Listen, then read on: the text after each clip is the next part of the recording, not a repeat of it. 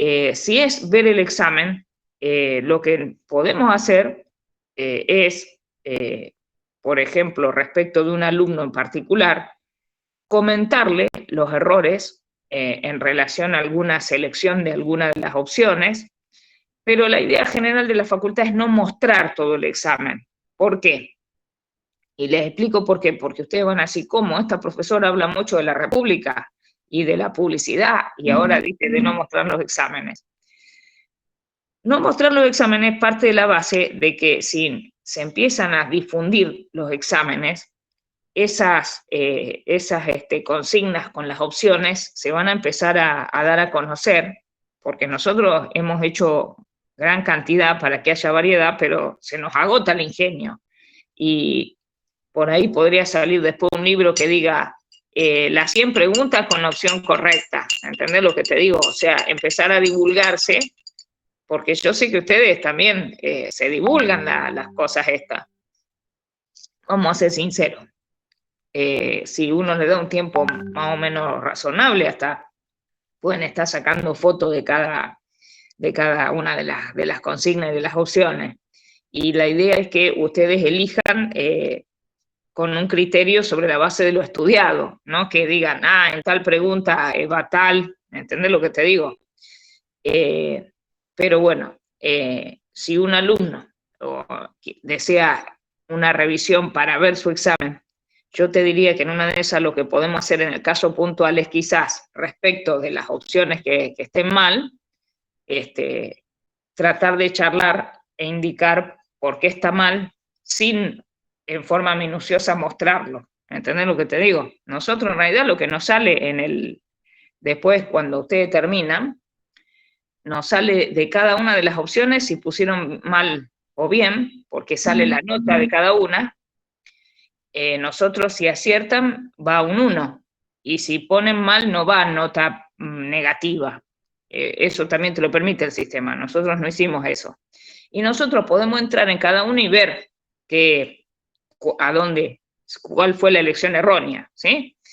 Con esto, ¿qué te quiero significar? Podemos mostrar cuál fue la elección errónea y por qué, pero no entrar en una muy sutil distinción de todas las posibilidades para no empezar a divulgar las opciones. Espero que se me haya entendido. Hice un lío propio. No, se entendió. Claro, porque me voy a poner en las de práctica. A mí, la verdad, me costaron. Yo había estudiado y todo, pero las de teoría, al toque, las marqué, pero por las de práctica me tuve que pensar y, bueno. Entonces en esa tenía muchas dudas. Por eso te pregunté, pero no importa. No hay problema, no se puede mostrar. En el resultado, espera. No, ya me imagino igual la nota. De todas formas, es más, les digo, aunque hayan rendido bien, si ustedes dicen, la verdad rendí bien, me fue bien, pero tuve las de práctica, me costaron, ningún problema, podemos analizar casos prácticos para que los vean, ¿sí? Porque es cierto, a veces de la teoría a la práctica hay un trecho largo, y eso que tratamos a los prácticos originarios los cambiamos a los que se habían diagramado al principio porque en realidad, siempre digo, si uno estudia bien la teoría, la práctica surge. Lo que pasa es que el caso hay que hacerlo con mucho problemas jurídicos juntos porque puede causar confusión en cuanto a su solución, ¿sí? Pero bueno, ya te digo, espérate ver los resultados y vemos.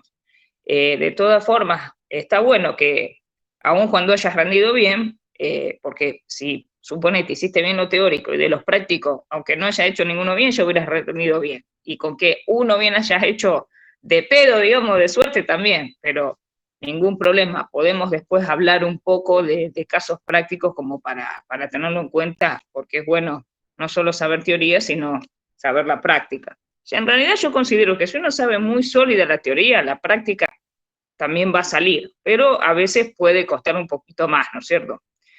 Bueno, nosotros estábamos viendo el tema de la unidad relativa a policía y poder de policía, si mal no recuerdo, y estábamos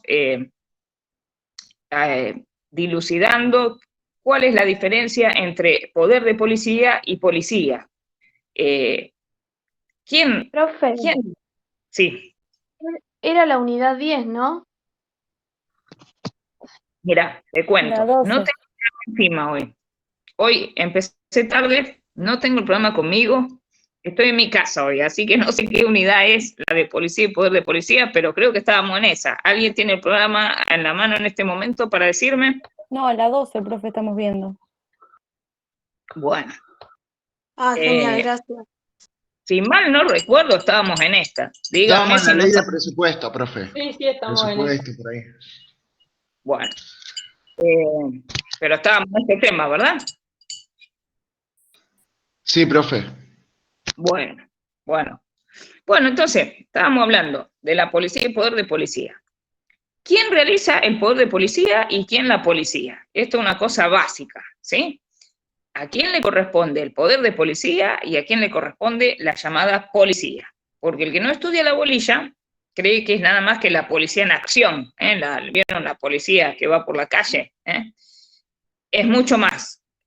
El llamado poder de policía le corresponde al poder legislativo, ¿sí? El poder de policía es una actividad propia del legislativo. Y la policía es una actividad administrativa, una actividad del poder ejecutivo. ¿Se entendió? Entonces, el poder de policía es una actividad legislativa. La policía es una actividad que le corresponde al poder ejecutivo, una actividad administrativa. Ahora bien, ¿qué hacen estas dos actividades? ¿Qué hace tanto el poder de policía como la policía? Tienden a proteger tres bienes. Por eso a veces, vamos a hacer así un resumencito, sésamo. A ver si se ve. Sésamo, seguridad, salubridad y moralidad. C-S-E-S-A-M-O. ¿Qué quiere decir sésamo? ¿Por qué hablamos del sésamo? ¿Vieron el sésamo que viene en el pan para las hamburguesas? ¿Conocen el pan con sésamo? Acá en mi casa, yo ahora estoy en mi casa, espero que no haya ningún lío ni con la gata ni con mis hijas, si no va a ser una clase, hasta ahora viene bien, viene tranquilito esto, bueno. Acá les gusta el pan con sésamo, si no, no me lo quieren comer, el pan de hamburguesa común, son exquisitos. ¿Alguien conoce el programa Plaza Sésamo? ¿Alguien escuchó alguna vez de ese programa en televisión? ¿No? Ninguno de los alumnos presentes ha visto Plaza Sésamo. Ya estamos en eras muy modernas. Cuando yo era chica había un programa que era muy educativo, que se llamaba Plaza Sésamo. Virginia, sí, bueno. Yo lo miraba, vino la versión, yo veía la originaria, después de muchos años hicieron una segunda versión de Plaza Sésamo y era muy instructivo, le enseñaba a los chicos matemática, lengua, pero con muñequitos, era muy lindo. Bueno, ¿a qué vengo con Sésamo? Hoy estamos divagando con el pan y el programa. A que tanto el poder de policía como la policía tienden a proteger la seguridad, seguridad, salubridad y moralidad, siempre públicas. Seguridad, salubridad y moralidad públicas. Siempre ustedes analicen que tiene que tener este aditamento, públicas. La salud de todos, la seguridad de todos los habitantes, la moralidad de todos. ¿Sí? ¿Y cómo hace tanto el poder de policía como la policía para proteger estos bienes que mencionamos? Reglamentando los derechos. ¿Qué quiere decir reglamentarlos? Cuidado porque al hablar de reglamentar, nosotros podemos llegar a considerar que estamos hablando de los decretos. Vieron que los decretos se llaman decretos o reglamentos. Estas normas que dicta el Poder Ejecutivo.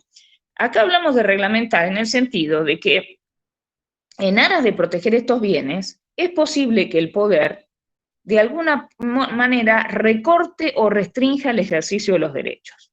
¿Se entiende? O sea, Los derechos sabemos que son prerrogativas que tenemos todos los habitantes. Ahora, ¿es posible que el poder, se acuerdan que el poder es un elemento esencial del Estado, para proteger estos bienes que mencionamos, recorte el ejercicio de estos derechos, de alguna manera reglamente aspectos del ejercicio de estos derechos? Los derechos que tenemos pueden, por el poder, de alguna forma, limitarse o recortarse o restringirse ciertos aspectos de los derechos, del ejercicio de estos derechos para proteger estos bienes. Ese es un punto crucial en el derecho. Por ejemplo, vayamos a un ejemplo concreto. Hablamos de proteger la salud de todos los habitantes, ¿no es cierto?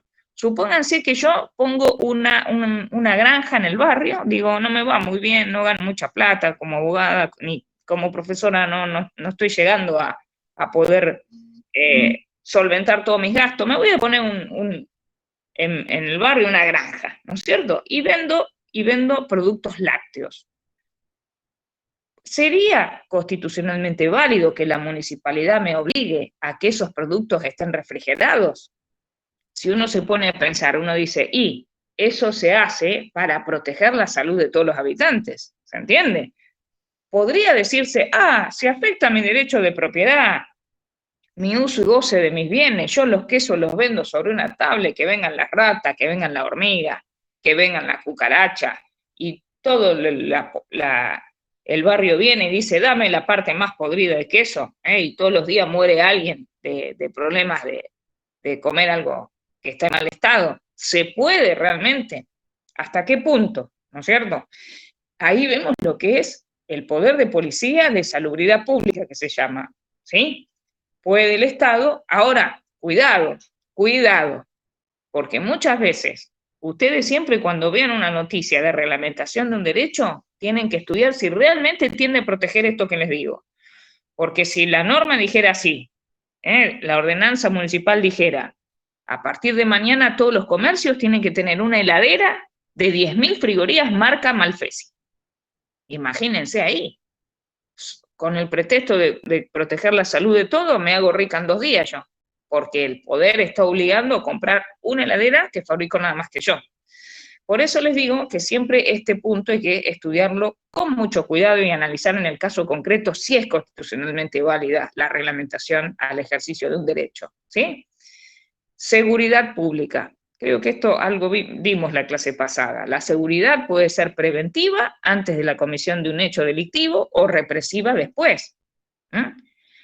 En mi casa, justo hoy yo estoy en mi casa, en un departamento chiquitito de pasillo que vivo. Supónganse, si yo llego a la noche y pongo música a todo lo que da, no, en el final lo que hay es, en el final, claro, vos me estás preguntando ahora, yo te iba a contestar en el mundo real, mundo físico.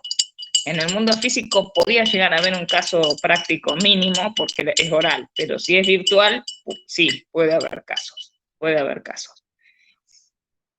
en el examen final, porque el examen final de diciembre va a ser con este sistema también de múltiple choice, ¿sí? Hablábamos de la seguridad preventiva o represiva. A mí me gusta en mi casa escuchar teníamos el ejemplo de un grupo más moderno, porque siempre les hablo lo mismo y dicen qué vieja que debe ser esta profesora. BTS, ese BTS, escuchen BTS y van a ver qué buena música, un conjunto de estos coreanos, parecen todos iguales, cuando los ven, yo ahora estoy aprendiendo a conocer cada uno, mi hija Olivia los distingue. BTS, a mí me gusta escuchar BTS, supónganse, munida de dos metralletas, tengo permiso para portar, les digo, porque bueno, 2 metralletas, armas blancas, 2 revólveres en mi casa. Pero viene BTS acá nomás a la cancha de Newell's, del mejor club acá de Rosario, viene BTS, y yo quiero ingresar al recital así. Por seguridad preventiva me van a decir, mire señora, primero no van a poder creer que una señora de mi edad vaya a ver a BTS, van a decir, esta vieja, pero van a decir, señora, no puede entrar usted de esta forma porque puede afectar la seguridad. Imagínense si yo le digo, no, yo cuando termina el último tema del último el último que sacaron, que tiene unos temones, me gusta tirar tiros al aire, menos todavía. Eso es seguridad preventiva. Seguridad represiva. Matan a alguien, un homicidio, se cierra la zona donde se cometió el hecho para recolectar elementos de prueba. En realidad no se está violando el derecho de informar. Vieron que a veces van los periodistas y dicen, no nos dejan entrar, porque en esa zona puede haber, para eso incluso hay peritos que buscan elementos de prueba para dilucidar el homicidio. Esto sería la policía de seguridad. ¿Vieron, por ejemplo, cuando la policía detiene un auto y pregunta a dónde va, le pide su identidad? Ahí es una policía de seguridad preventiva. Muchos años, yo recuerdo que cuando iba a San Nicolás a dar clases los viernes de Derecho Constitucional, a la vuelta, cuando volvíamos con varios profesores, era típico, nos paraban en el primer peaje y nos preguntaban de dónde vienen y a dónde van. Era la pregunta, nada más que eso nos preguntaban. Yo decía que nos vean por la cara, esperan a ver qué, de dónde vienen y de dónde van. Bueno, entonces, tenemos policía y poder de policía de seguridad, tenemos de salubridad, y acá hay un tema muy candente en la policía de salubridad pública. Por ejemplo, respecto de la salubridad, el tema de las vacunas, si realmente se demuestra que una persona puede, con una enfermedad, contagiar a terceros, ¿no es cierto? ¿Es constitucionalmente válido obligar a vacunar a una persona? ¿Vieron, por ejemplo, que existe la cartilla que cuando empieza la escuela un hijo, uno tiene que mostrar que lo vacunó? Se lo piden en la escuela, o sea, las constancias fehacientes de que ha sido vacunado. ¿Puede una persona decir, no, a mi hijo yo no quiero que una aguja le toque su piel? Si se trata de proteger la salud de todos. ¿Vieron que ahora se está armando un lío bárbaro? Porque parece ser que la vacuna esta, o una de las vacunas de las tantas que quieren colocar en Argentina, parece que habría un contrato que establece que no se podrían hacer reclamos si después resulta que trae problemas de salud, porque dado el virus tan virulento, hay pasos del protocolo que se hace para llegar a una vacuna que se están acelerando. Es una cuestión a considerar. ¿Puede obligarse a la persona a esa vacuna, a colocársela? ¿Es constitucionalmente válido? Bueno, todo esto es lo que se trata en el tema del poder de policía y de policía. Y bueno, también protege, decíamos, la salubridad y la moralidad públicas, o sea, los valores morales, que habría que ver primero si son inmutables en el tiempo o no. Por ejemplo, una revista que traiga fotos que afecten a la moral. ¿Puede en un kiosco venderse libremente o va a tener una funda que diga estas imágenes pueden afectar la sensibilidad de menores o alguna cuestión que no llegue a ser censura, sino que trata de proteger lo que sería la moral de todos los habitantes, la moralidad? Y en un concepto más amplio, el poder de policía y la policía, aparte de proteger la seguridad, la salubridad y la moralidad públicas, también se dice que protege los intereses económicos de la población. Esto en un concepto más amplio. Y aquí es donde se permite reglamentar derechos económicos. Por ejemplo, en base a este criterio más amplio del poder de policía, se ha considerado válido que el Estado, a través de una ley, se inmiscuya en contratos de particulares. ¿Se entiende? Por ejemplo, a través de leyes de orden público, se pueda establecer congelar un alquiler, supónganse. ¿Se entiende? Por ejemplo, decir, bueno, dada la crisis habitacional, durante 2 años los alquileres no se van a poder aumentar. El pago que paga el inquilino, vieron que en el contrato de locación una persona le da a otra el uso y goce de un inmueble y la persona que lo recibe paga por mes un monto, que eso suele llamarse canon locativo, ¿sí? ¿Puede constitucionalmente el Estado, es válido que reglamente la policía o el poder de policía. Sí, en realidad, técnicamente hablando, por ejemplo, para poder reglamentar lo que sería un contrato entre partes, ahí se requiere una ley. Las llamadas leyes de alquileres que han existido, las leyes de alquileres, que por ejemplo, ¿qué hacen las leyes de alquileres? O congelan el canon locativo por un tiempo, o prorrogan el plazo de duración del contrato. Un contrato de alquiler que se estableció entre las partes por 3 años, vence y el Estado dice, el inquilino puede quedarse un año más en las mismas condiciones. Se prorroga el plazo del contrato. Ahí vemos bien cómo el poder del Estado se mete por sobre la voluntad de las partes contratantes. ¿Es constitucionalmente válido? Se ha pronunciado nuestra Corte a favor de estas normas. Por eso decimos que hay un concepto amplio de poder de policía que no solamente protege a la salubridad, seguridad y moralidad públicas, sino también a lo que se ha dado en llamar los intereses económicos de la población. Y aquí se considera constitucionalmente válida reglamentación de derechos de índole económica. Esto lo ha considerado la Corte Suprema en numerosos fallos. Es una postura de la Corte, no quiere decir que tenga razón, pero eso, bueno, es idea mía. Entonces, esta policía y este poder de policía, ¿tiene límites o es un poder absoluto? ¿Es un poder omnímodo?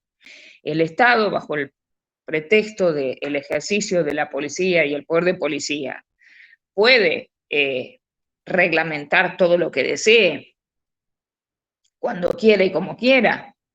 Bueno, en esto se sostiene que hay límites, Claro, fíjense, nosotros lo que estamos diciendo es que a través del ejercicio de este poder se está recortando o delimitando el ejercicio de los derechos. Entonces, ¿cuál sería el límite? Y que no llegue a destruir el derecho, ¿se entiende? Porque si se lo recorta mucho, si se lo restringe mucho, si se lo reglamenta mucho al derecho en su ejercicio, el peligro es que en definitiva ese derecho se termine destruyendo, ¿sí? Entonces,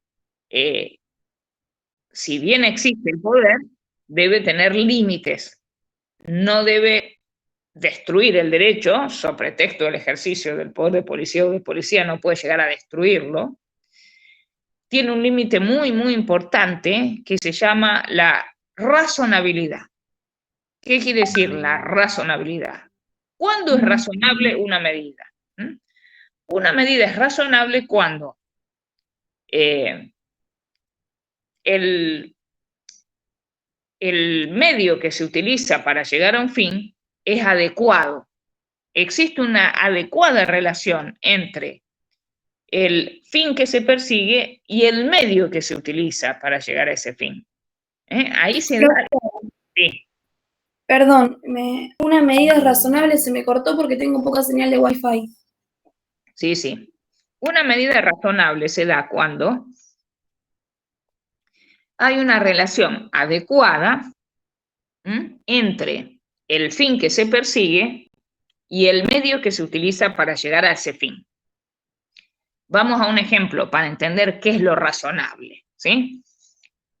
Imagínense que si nosotros dijéramos, bueno, en el examen, ustedes se tienen que sentar, a cada uno le damos 80 hojas y le decimos, escriban todo el programa, todo enterito, punto por punto de cada bolilla, y al mínimo error están desaprobados. Ahí realmente uno pensaría, ¿es razonable esta toma de examen? Porque ¿para qué uno toma examen? Para amargarle la vida a los alumnos, para hacerlos llorar, para hacerlos estudiar mucho y que pierdan su vida.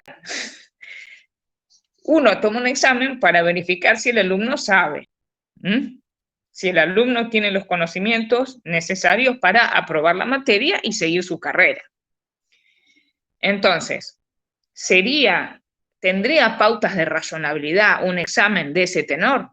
No, se llama cuando Cuando no existe esa relación adecuada entre el fin que se persigue y el medio, cuando falta la razonabilidad, eso se tiene un vicio que se llama la arbitrariedad. Por ejemplo, supónganse que se dice, bueno, si usted estaciona en doble fila, le vamos a poner una multa. En realidad, ¿para qué se hace eso? Para que las personas digan, mejor no me pongo en doble fila porque si no, puede venir el inspector de tránsito, me labra un acta y voy a tener que pagar una multa, ¿no es cierto?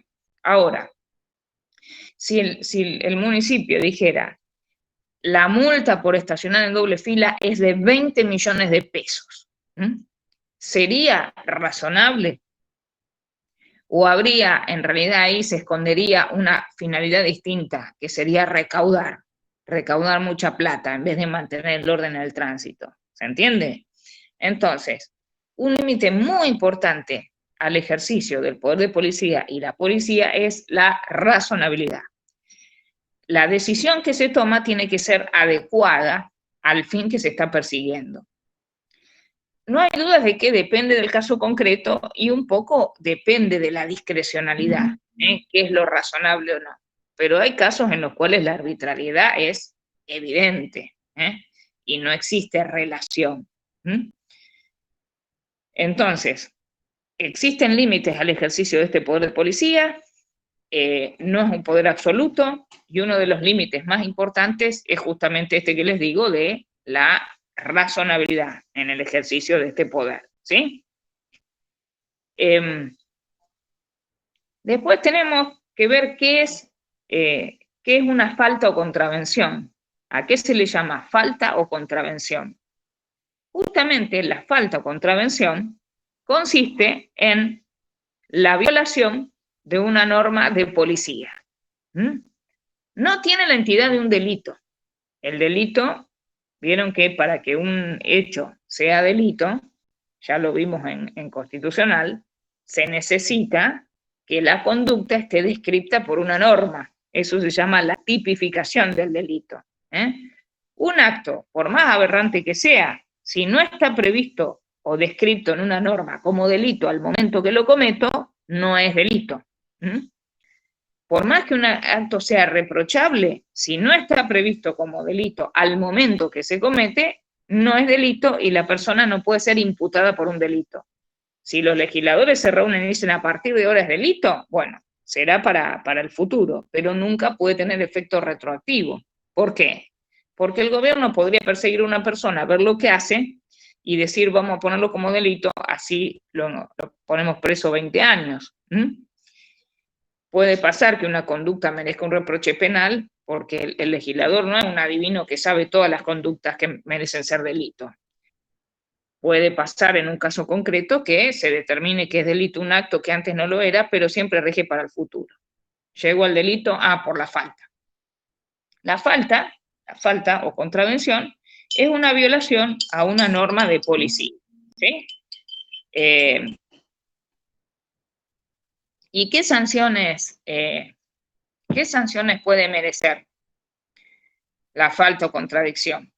O contravención, perdón. ¿Qué sanciones puede merecer estos hechos? Hay distintos tipos de sanciones. Puede ser un mero percibimiento. Supónganse que una persona comete una infracción mínima de tránsito, llega la gente para labrarle el acta y el infractor le dice, le manifiesta por qué llega a esa circunstancia y el agente le dice, bueno, mire, lo voy a dejar ir por ahora, pero si usted vuelve a cometer esta infracción, le vamos a labrar un acta, ¿sí? Puede ser ya una sanción más grave, como por ejemplo el pago de una multa. No sé si ustedes conducen automóviles. ¿Alguno de ustedes alguna vez ha sufrido de la imputación de una falta de tránsito y la aplicación de una multa? Conduciendo. Por ejemplo, a veces se da mucho por el tema del exceso de velocidad. Hay límites a la velocidad. A ver, por no ver que había radar. Sí, bueno, hay límites y si uno se excede esos límites, se le comprueba a través de estos medios ahora me da risa porque hay GPS que le indican cuando viene el radar para bajar la velocidad en esas zonas, ¿eh? En una senda, mirá, buah. Sí, es terrible. En realidad, está todo, digamos, las señales y todo a los fines de mantener el orden en el tránsito, pero a veces se hace complicado. Por ejemplo, en Rosario, me acuerdo que en una época estaban controlando la velocidad en la calle Wilrey, que es al fondo, paralelo al río, donde todo el mundo va rapidísimo. Es más, no es por defensa, pero si uno no va a la velocidad que van todos, te comen los que vienen atrás. Y bueno, yo digo, ahí sí van a controlar la velocidad, donde prácticamente no hay arterias que lo corten y que un poco por inercia se va a mayor velocidad. Ahí van a controlar, con un afán recaudador, digo yo, pero a la hora que los chicos, ahora se estaba controlando más el año pasado, el tema de la escuela. ¿Vieron las horas que los chicos entran o salen de la escuela? Bueno, los automovilistas no pueden estacionar una cuadra, 2 cuadras, no. Tienen que estar en doble fila o triple fila y el alumno saltar de la escuela al auto. Es una súper comodidad y esto ocasionaba un caos en el tránsito. Bueno. Supónganse, por ejemplo, en el caso que les decía, si yo vendiera productos alimenticios en mal estado. En ese caso, en protección de la salud, cabe la medida de clausura. Por ejemplo, cuando ustedes pasan por un comercio y tienen una faja que dice clausurado por la municipalidad, eso ya obedece. Siempre tiene que haber una motivación para estos actos, o sea, tiene que haber un porqué que haga que sea razonable esa medida. Imagínense que la persona siempre tiene el derecho de defensa antes de la aplicación de la sanción definitiva. Hace muchos años me vino a mi estudio un señor que tenía una pizzería, una de las más famosas de Rosario, y él estaba enojado porque lo habían clausurado. Esto hace 20 años, me acuerdo, era una de las pizzas más ricas, y cuando entro, lo habían clausurado, pero cuando vi la cocina, le digo, mire, yo lo voy a defender, pero lo primero que usted tiene que hacer es limpiar la cocina, se ve que salía más rica con mugre, era una cosa de no creer, Bueno, o por ejemplo, muchas veces la municipalidad va a inspeccionar los bares, bueno, ahora no tanto porque no tenemos tanta vida, es todo más virtual, pero, por ejemplo, un sábado a la noche, en las zonas, digamos, que se ponen de moda, ahora, por ejemplo, en Rosario sería Pichincha, supónganse, la zona de moda, justo a la 1 de la mañana ir a inspeccionar los baños. No hay duda de que es muy probable que por más que tenga una persona permanentemente limpiando, no estén totalmente higiénicos por la gran cantidad de gente. Entonces, una inspección a esa hora, no hay dudas de que quizás redundaría en una gran aplicación de multas, ¿sí? Y se ejercería ese poder con una finalidad que no es la realmente prevista, sino con un afán más recaudatorio. No sé si se llega a entender, ¿sí? Bueno, hablábamos de los límites, hablábamos de lo que es la falta o contravención, hablamos de las sanciones, y no puedo cerrar así nada bien ese ruido. Vamos a ver ahora, creo que hay un punto relativo a la evolución jurisprudencial de este tema. ¿Cómo se ha dado la evolución de los casos en la justicia respecto del poder de policía y la policía? Cualquier cosa, los que tienen el programa a mano me pueden indicar. La evolución jurisprudencial viene de la mano con estos dos criterios que mencionábamos. Vieron que dijimos que en un criterio más restringido, estos poderes protegen la salubridad, seguridad y moralidad públicas. Y dijimos que en un concepto más amplio también a los intereses económicos de la comunidad o de la población o de la colectividad.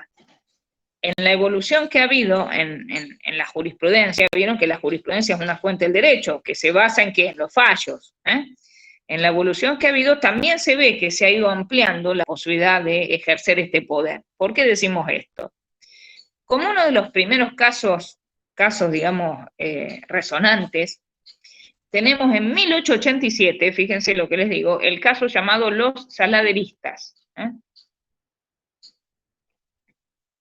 ¿Qué pasaba en este caso? De los saladeristas de Barracas.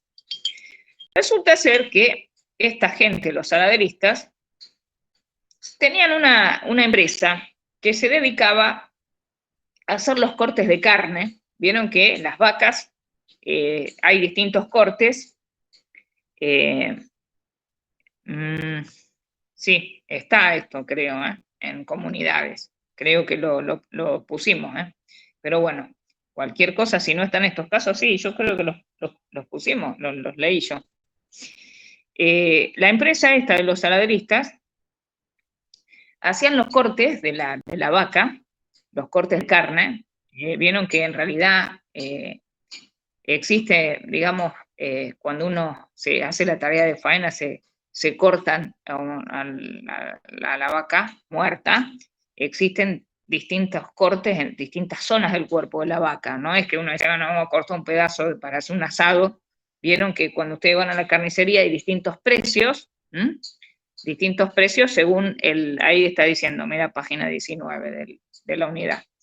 Distintos precios según el corte. Vieron que uno pide, qué sé yo, costeleta, entrecot, costilla, son cortes del animal. Estos los saladeristas, ¿qué hacían? Ellos cortaban las partes de la vaca, los pedazos de carne con los distintos cortes, y todo lo que les quedaba de la vaca, los residuos, los tiraban al río, porque su empresa era lindera al río. Y claro, ellos decían, y nosotros tenemos el derecho de uso y goce de nuestra propiedad, y como tal, por el derecho de uso y goce, nosotros tenemos pleno derecho a tirar los restos que nos quedan de los residuos de nuestro trabajo al río. Pero ¿qué pasó? Claro, una cosa es tirar un huesito, uno, qué sé yo, se va como un pollito a la orilla del río y agarra la patita, me gusta la pata, y tira el huesito al río. Pero una cosa muy distinta es todos los días tirar un montón de restos de vacas al río. Finalmente se dictó una norma coactiva, que decía que eso afectaba al medio ambiente. Fíjense, estamos hablando de 1887, que hoy día tanto se habla de la protección del ambiente. En 1887 en Argentina se aplicaban las ideas de la Constitución de aquel entonces. Sin embargo, ya se protegía el medio ambiente, porque se dictó una norma que dijo, mire, saladerista, empresa, ustedes no pueden tirar los residuos al río porque lo están contaminando. ¿Qué hizo esta empresa? Se presentó a la justicia sosteniendo que esta norma era inconstitucional. ¿Qué decían? Y, como les dije recién, mire, yo soy el dueño de este predio da al río, y yo estoy tirando residuos al río porque tengo el pleno uso y goce de mi bien, porque el derecho de propiedad es inviolable. ¿Qué dijo la Corte Suprema finalmente? Dijo, si bien es cierto que el derecho de propiedad a usted le da el uso y goce, ese derecho no es absoluto. Ningún derecho es absoluto, ha dicho la Corte. ¿Qué quiere decir que no es absoluto? Que es susceptible de ser reglamentado. ¿Pero para qué? En este caso concreto, para proteger la salud de todos los habitantes. ¿Se entiende? O sea, sí, yo tengo el derecho de uso y goce de mi bien, sí, pero yo no puedo ponerle algo, por favor, acordate de no destruir tu escritorio. No puedo, so pretexto del ejercicio de este derecho, afectar la salud de todos los habitantes. ¿Se entendió el tema? Y se consideró que era constitucionalmente válida la reglamentación. Fíjense que ningún derecho es absoluto, sí. Se sostiene que todos los derechos son susceptibles de ser reglamentados. Hay un solo derecho que es absoluto. A ver si adivinan cuál. De paso los despierto. Yo estoy con un café. Esto parece, con este color, parece que me estoy mandando un vino, pero un café. A ver si alguno... no sé si en el apunte debe estar de comunidades. ¿Cuál es el único derecho que es absoluto? De todos los derechos que tenemos. Silencio. El derecho a la vida. Está buena esa plantea. El de pensamiento, muy bien. El de pensamiento. El derecho a la vida está bueno, porque... Y ahí entraríamos con un tema que, si entramos a a debatir. Qué pena que no tenemos clases presenciales, que es el aborto. ¿Vieron? La interrupción voluntaria de un embarazo.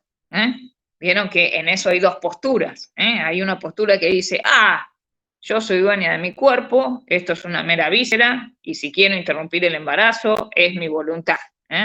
Y hay otra postura que dice que no es una mera víscera, que es una vida, que la vida empieza con la concepción y que merece una protección a tal punto de merecer un reproche penal, tener una pena el aborto. Bueno, pero el derecho que se considera absoluto hoy día, el único, es el pensamiento.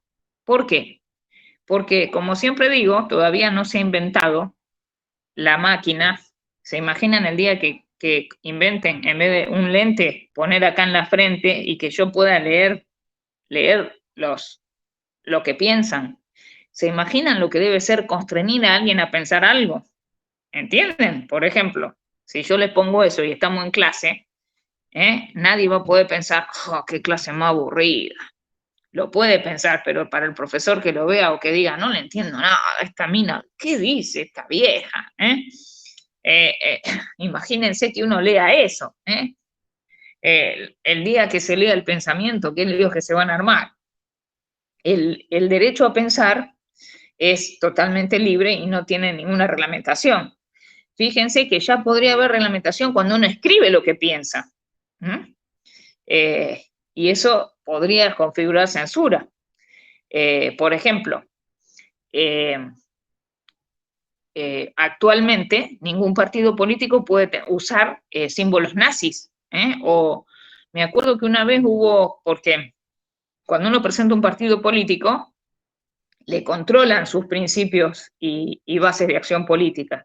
No sé en qué caso fue una vez una agrupación que festejaba, creo, el día de nacimiento de Hitler, algo así, era en sus bases. Y eso se consideró que era susceptible de reglamentación, que no podía, que no se admitía eso, atento a las pruebas sobre genocidios y todo lo que pasó con el nazismo, ¿sí? Bueno, entonces, como decíamos, el único derecho absoluto es el de pensamiento. Todos los demás derechos la Corte sostiene que son susceptibles de reglamentación. Bueno, estábamos con el tema de los saladeristas. Entonces, en 1887 se reglamentan los derechos para proteger la salud de todos, ¿sí? En 1922 se da otro caso, que es el caso del señor Ercolano. ¿Qué pasó en Ercolano? Había crisis habitacional, 1922. Habían venido muchos inmigrantes y se decía que los alquileres estaban por las nubes. Entonces se decide dictar una norma que hace que se congele el precio de los alquileres por 2 años. ¿Se entiende? O sea, se dijo, bueno, dado la gran crisis que hay en el mercado locativo, vamos a dictar una norma en virtud de la cual el precio del alquiler por 2 años no se va a poder subir. Va a ser este precio y nadie lo va a poder subir. Se consideró que se violaba el derecho de propiedad, porque el derecho de propiedad abarca el derecho de uso y goce y el derecho a disponer de la propiedad, el derecho a fijar el precio que uno quiera. Y la Corte Suprema dijo, tiene razón la norma jurídica coactiva que congela los alquileres. Se hace a los efectos de proteger las crisis que tenemos en el mercado locativo. Eso dijo la Corte. 1922. Fíjense que aquí estamos viendo un caso en el cual se está reglamentando los derechos para proteger los intereses económicos de la población. Personalmente les digo, es nada más que mi idea personal, y cada uno piensa como es.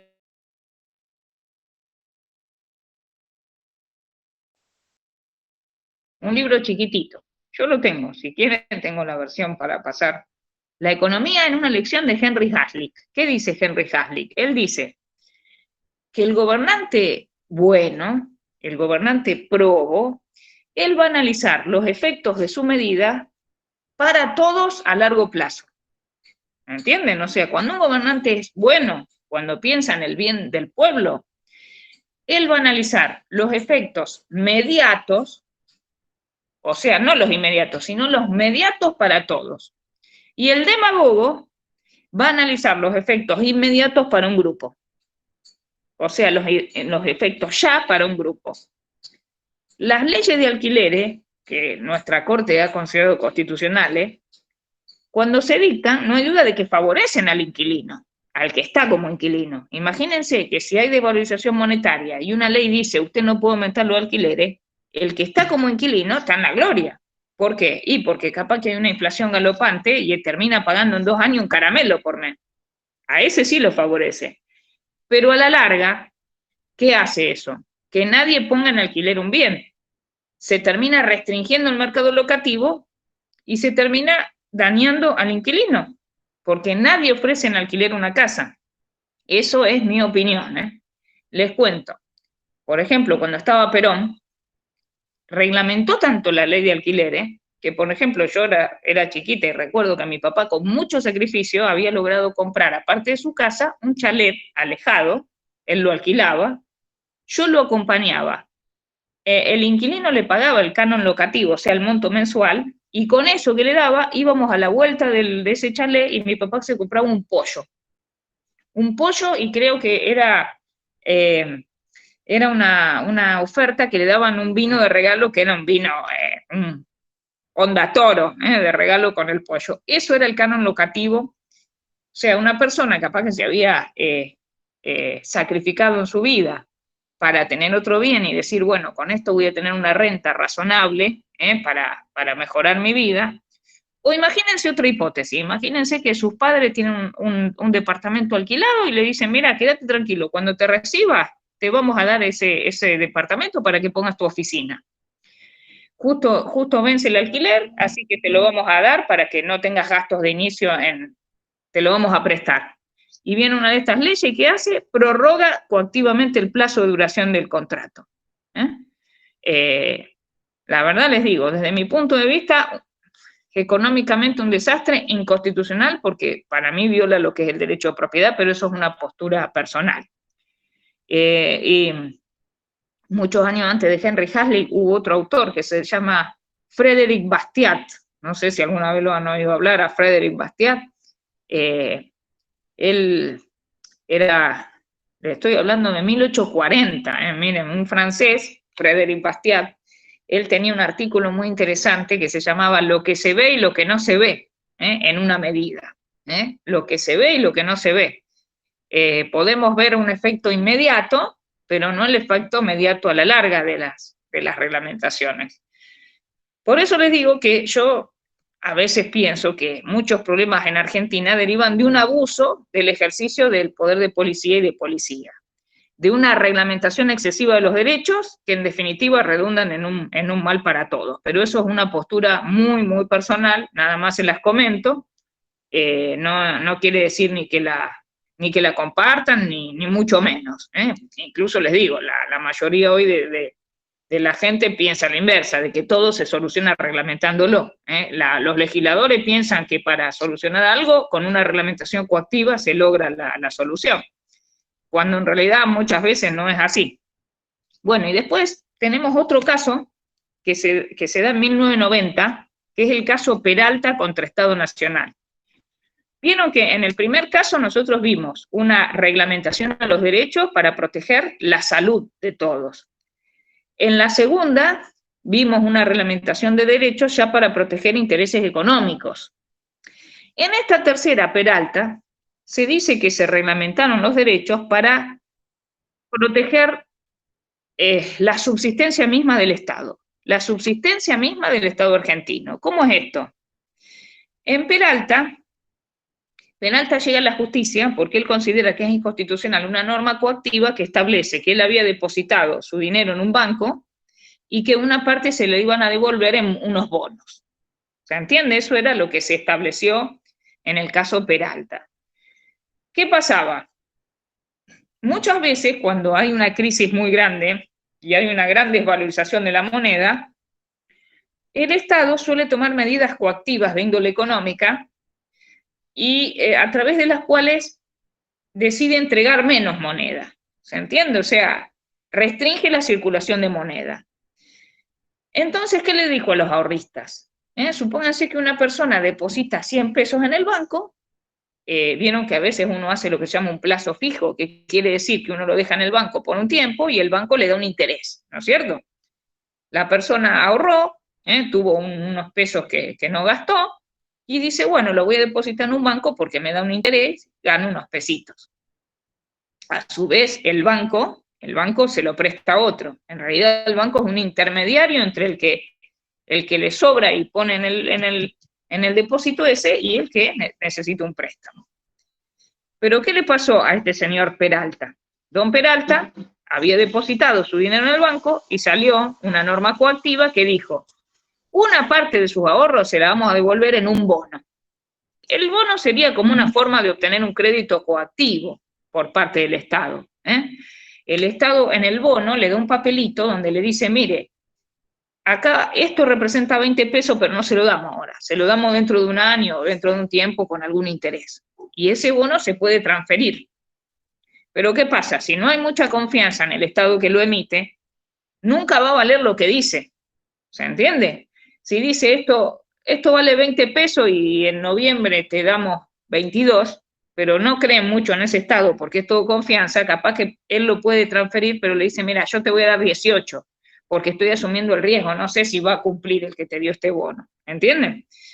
Peralta consideró que era inconstitucional que no le devuelvan todo el dinero que él había pactado con el banco y la Corte finalmente dijo que no, que era constitucionalmente válido, que esto se había hecho para defender la institucionalidad. Incluso las típicas normas más famosas que hubo en Argentina, que ustedes eran muy chicos, eran corralito y corralón se llamaron. ¿Qué era esto?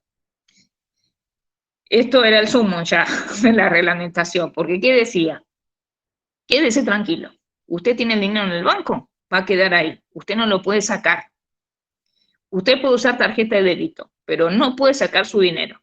Imagínense, yo me acuerdo que fui a un cajero y mi sueldo pequeño de profesora, las patadas que le daba a ese cajero, las quería sacar, mi marido se reía y decía, va a venir la policía porque hay cámara y te están viendo cómo estás pateando este cajero.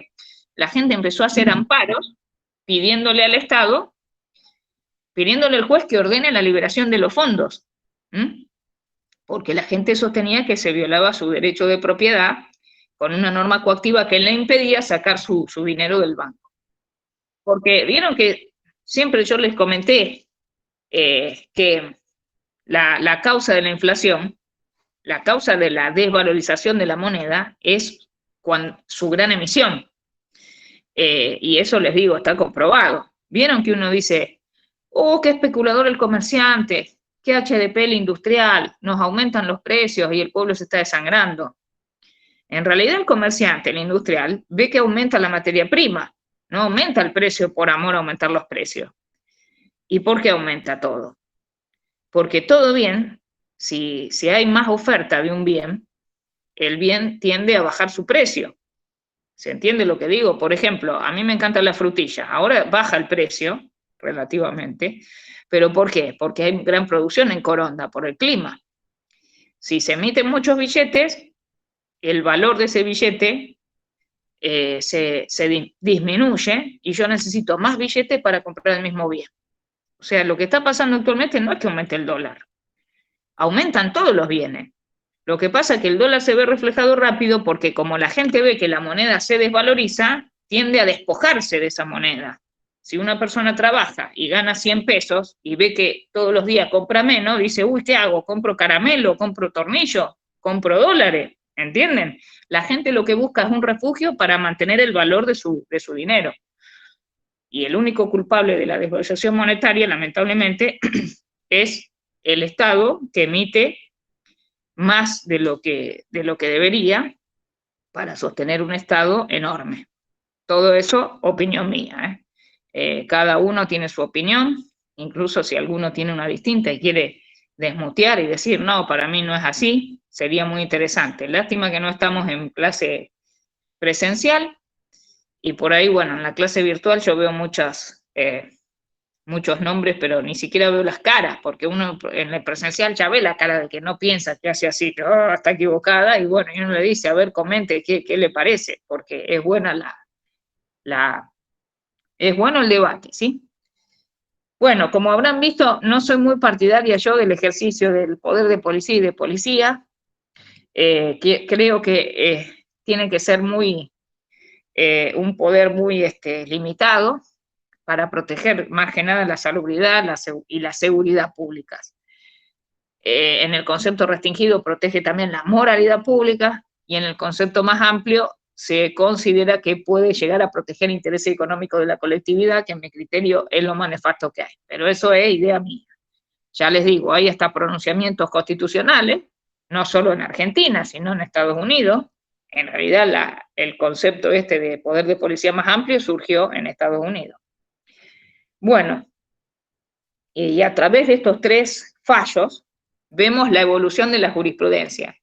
De una protección nada más que al medio ambiente, pasamos a la protección de los intereses económicos, como con las restricciones a las leyes de alquileres, que son tan comunes, y en mi criterio tan nefastas, en mi criterio, y llegamos a el tema de una crisis que puede llegar a terminar con el Estado, como por ejemplo a través los abogados del Estado, cuando comparecían en los amparos de Corralito y Corralón, decían que estaba en peligro la misma subsistencia del Estado, ¿sí? Bueno, ¿alguna pregunta respecto de esta unidad? ¿Quedó algún punto sin ver de la unidad?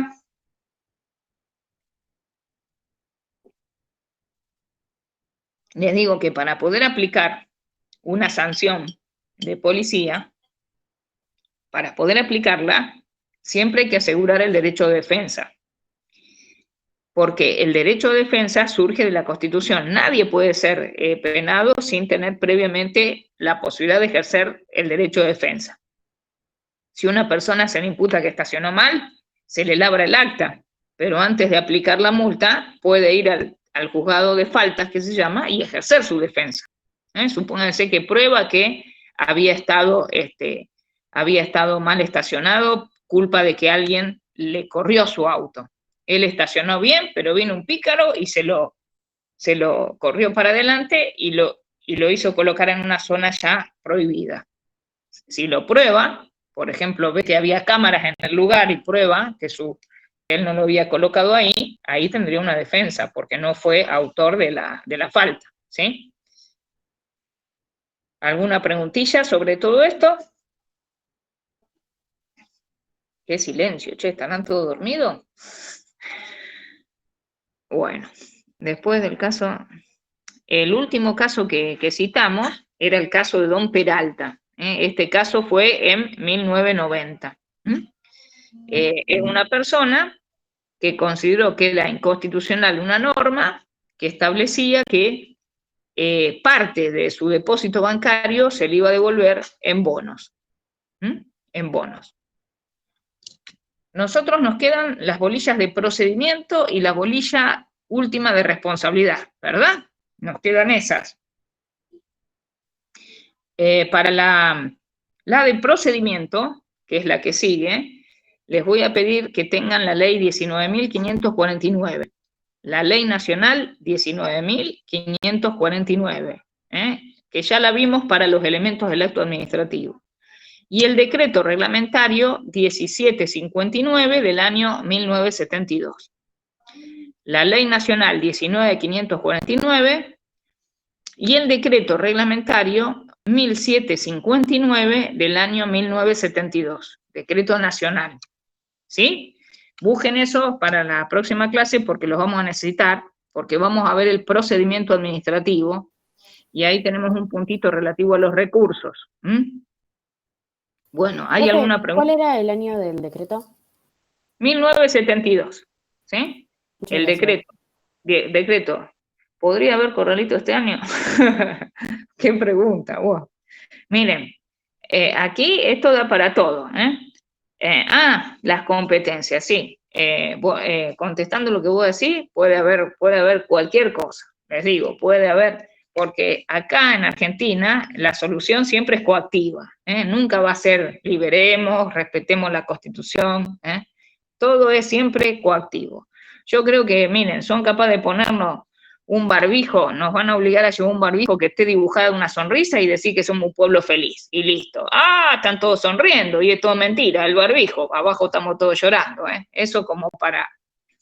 miren, por ejemplo, yo, total es académico, no es infundir ideas, digamos, de partido, pero de este autor que le digo, Frédéric Bastiat, una vez de una conferencia, que si quieren se las pongo ahí en el grupo de WhatsApp, porque realmente la claridad conceptual que tenía este hombre, y miren, escribía en 1840, o sea que cuánto hace que estas ideas se dicen con claridad.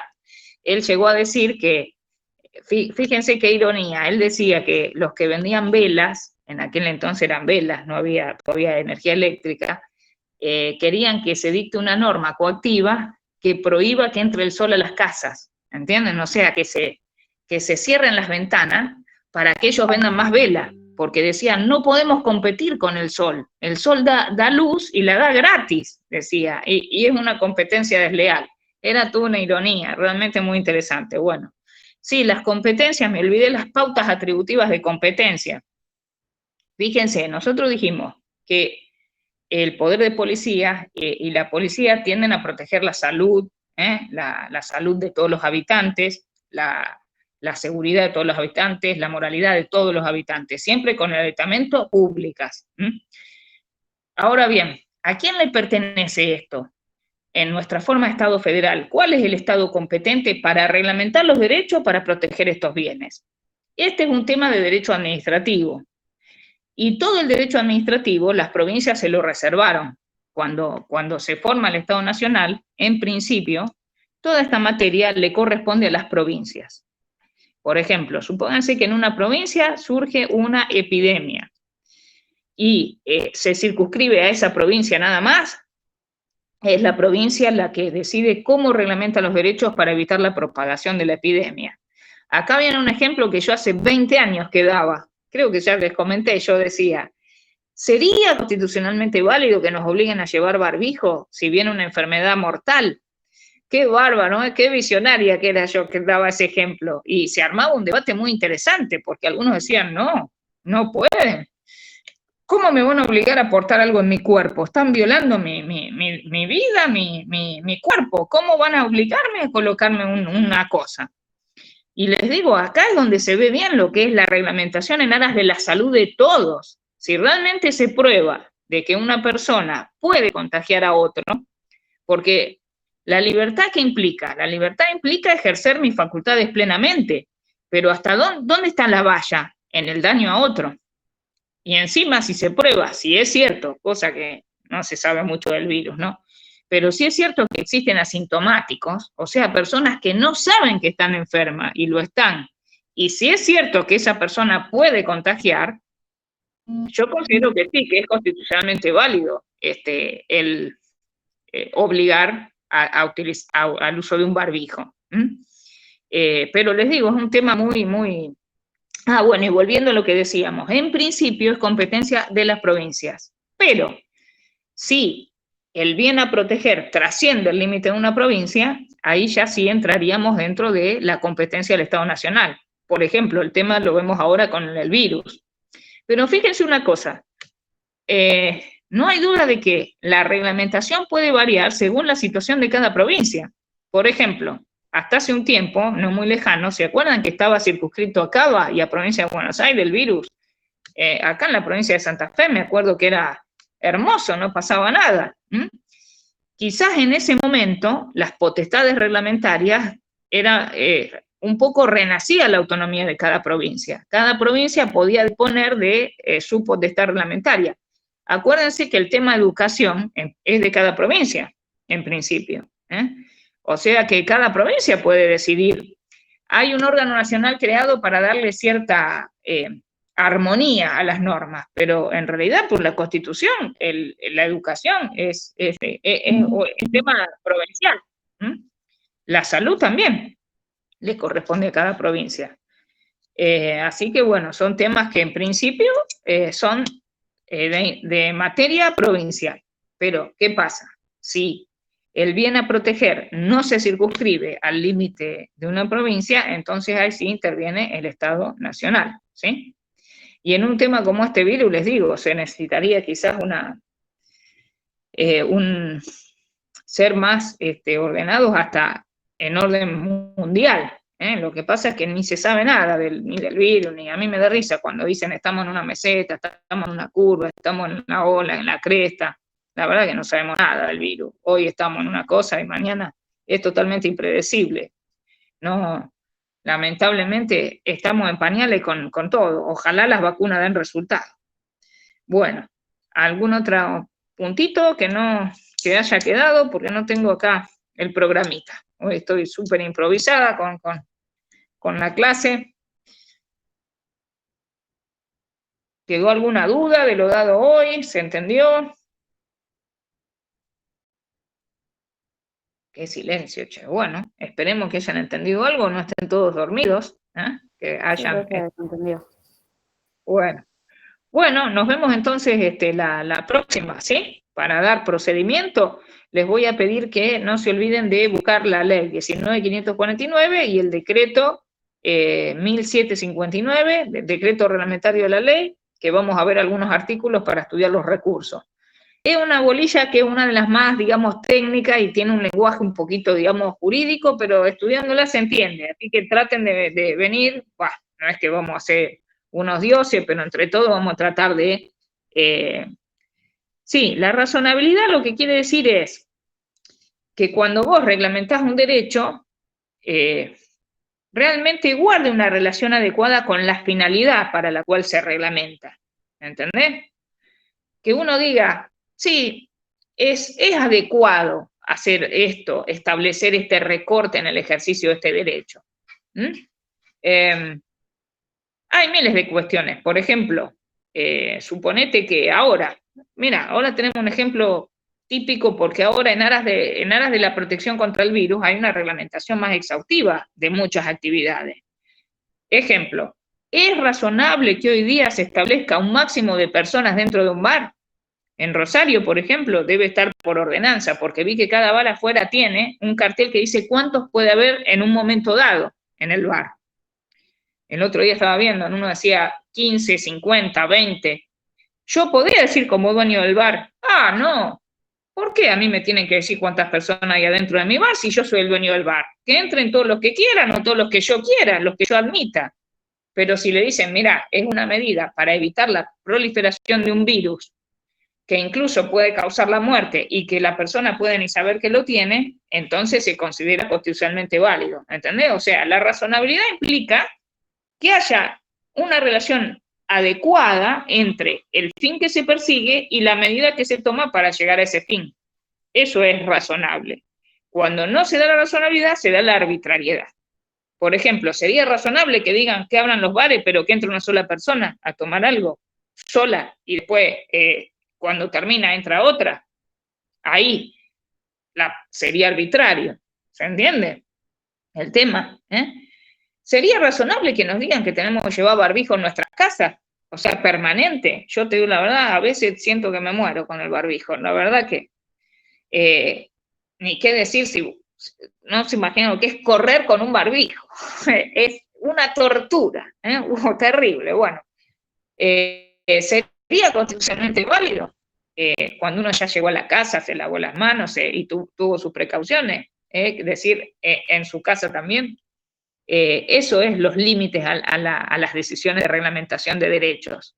Cuando no es razonable, se torna arbitrario.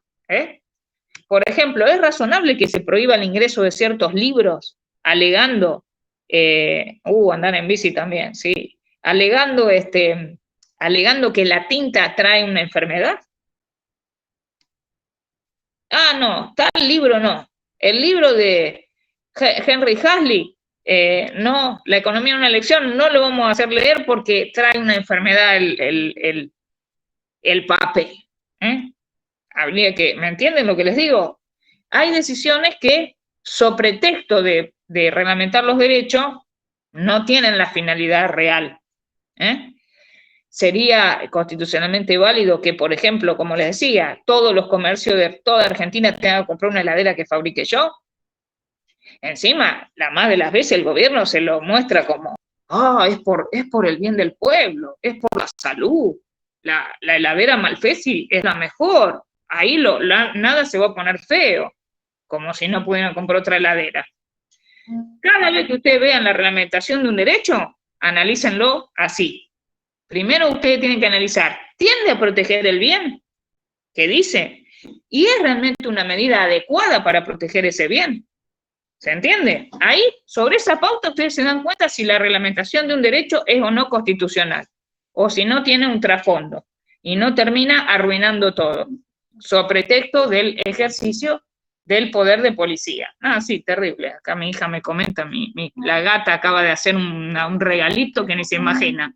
Sí, estoy dando clase con un olorcito bárbaro. Buah, decir que no pasa el olor a los chicos, si no se mueren estos chicos, ¿no? Te digo, qué idea dar clase en mi casa. Por algo me voy al estudio yo a dar clase.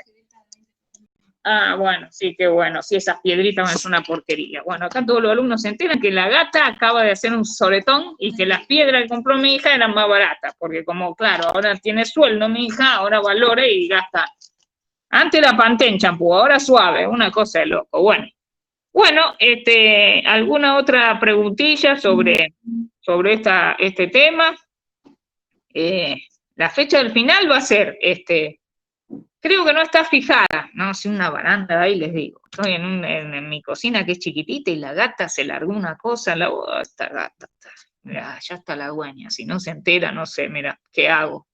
La llevo de paseo. Mirá, ahora que me graban está la ley Sarmiento, esto que protege los animales, bueno. La fecha del examen va a ser a mediados de diciembre, no está fijada, pero creo que el calendario académico termina el 19 de diciembre, así que calcúlenle por ahí, porque la fecha de nuestra materia debe estar, siempre es un viernes, así que a mediados de diciembre, no tengo la fecha exacta, capaz que ya se fijó, me voy a fijar en consejo directivo, pero es para mediados de diciembre, así que ya vayan estudiando administrativo, ¿sí?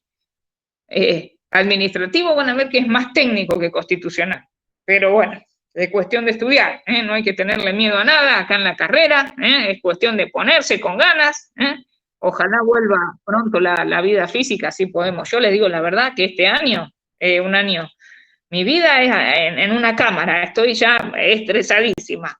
No sé por qué cansa tanto y tomar exámenes, en otra materia tomo exámenes así, orales virtuales, y es una cosa que, no sé, será por el tema de estar así con la cámara, así que ojalá yo tengo la esperanza de que va a haber, ¿vieron cuando dicen así? Se descubrió que si a la mañana una zanahoria rallada con miel te mata el virus, una de esas cosas, esos que uno dice, mirá, al final el virus moría con esta pavada, que descubran algo de eso y que seamos todos felices de una vez, porque la verdad que terrible esto de este virus. Bueno, ¿alguna otra preguntita? ¿Alguna duda? ¿Alguna duda existencial? ¿Se entendió lo de policía y poder de policía? Sí, se entendió, profe. Bueno, bárbaro entonces. Nos vemos entonces la próxima clase y ya vamos terminando, ¿sí? Nos falta procedimiento y responsabilidad. Vamos a darle patas y lo terminamos. Y en todo caso después damos unas clases de consulta cuando vayan estudiando. Y damos casos prácticos. Así vamos más afilados, ¿sí? Bueno, chicos, nos vemos entonces, ¿sí? Que les vaya bien. Chao, profe. Chao, profe, gracias. Hasta luego. Hasta luego. ¿Cómo se apaga en el celular, che? Ay.